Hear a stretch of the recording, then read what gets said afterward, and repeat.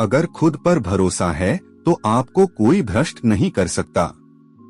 एक छोटी सी कहानी। वेश्या और बौद्ध भिक्षु का तो चलिए सुनते हैं। यह उन दिनों की बात है जब बुद्ध की शरण में दीक्षा ले रहे भिक्षुओं को कई नियमों का पालन करना पड़ता था। वे किसी के भी घर 3 दिन से ज्यादा नहीं रुक सकते थे।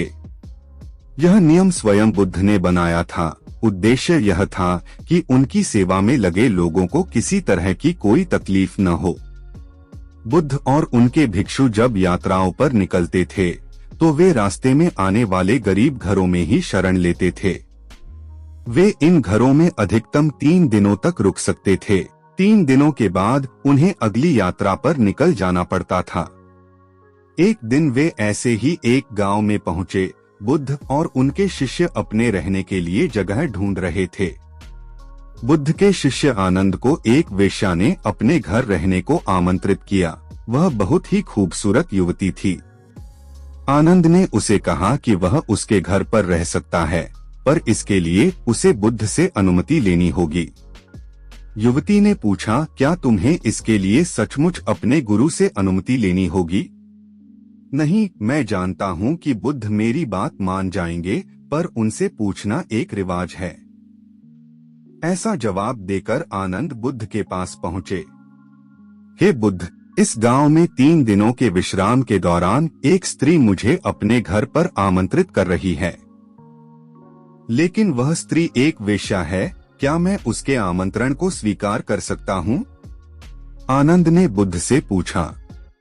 बुद्ध ने आनंद की ओर मुस्कुराकर देखते हुए कहा, अगर वह तुम्हें इतने प्यार से आमंत्रित कर रही है तो तुम्हें उसके निमंत्रण को ठुकराना नहीं चाहिए। जाओ और आराम से उसके घर ही रहो।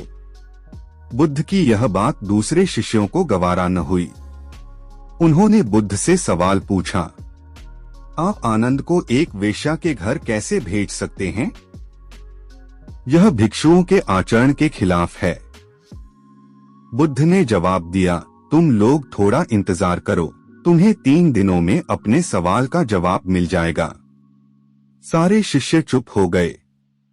फिर आनंद अगले 3 दिनों के लिए उस वेश्या के घर रहने चले गए और बाकी के शिष्य आनंद की जासूसी में लग गए और सारी बातें बुद्ध के कान में डालने लगे।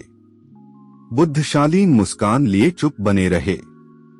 पहले दिन वेश्या के घर से आनंद और महिला के गाने की आवाज आई। यह बहुत नई बात थी। एक भिक्षु का वेश्या के साथ यूं गाना गाना। शिष्यों ने कहा, बस यह तो गया।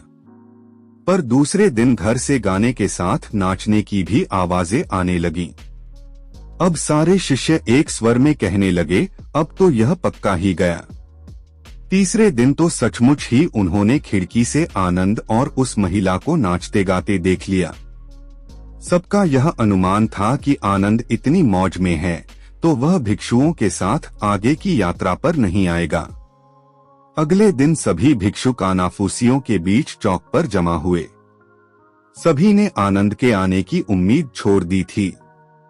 सभी सोच रहे थे कि वह इतनी सुंदर स्त्री का साथ छोड़ भिक्षुओं के साथ क्यों आएगा, परंतु तभी सबने आनंद को एक सुंदर स्त्री के साथ अपनी ओर आते देखा। वह सुंदर स्त्री एक महिला भिक्षुक का रूप धरे हुए थी। बुद्ध उसे देखकर मुस्कुरा रहे थे, जबकि बाकी विस्मित होकर खुले मुंह से आनंद और उस महिला भिक्षुक को ताक रहे थे।